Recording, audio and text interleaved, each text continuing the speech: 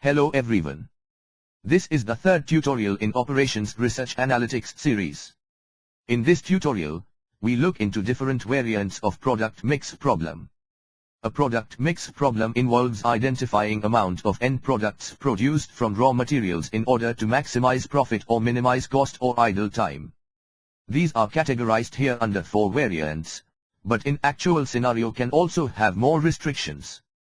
First one deals with restricted raw material capacity and constraint imposed by market on demand of end products. Second one deals with manufacturing or processing operation with daily shift time limit. Third one requires standardization of multiple products in one unit with equivalent measure for capacity on shared resource. The shared resource may be inclusive of machine, equipment or human workforce. Finally, we look into assembly line processing with workstations having different maintenance or downtimes and where objective is to minimize the idle time in a shift.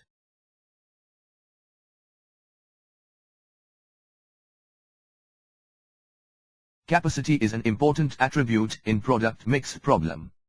The capacity can be represented in amount, time, number of resources among others. Another way of interpreting the capacity in either individual or equivalent terms.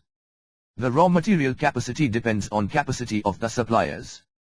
For production, if the capacity can be accurately differentiated for different products, then individual capacity makes sense. But in practical situation usually the same machine is used for producing different products in the same shift. Since capacity of machine is different for the products in total time of shift.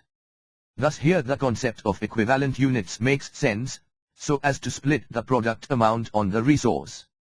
The market capacity is imposed in terms of demand for the products. In subsequent videos we will look into implementation of the variants in Python.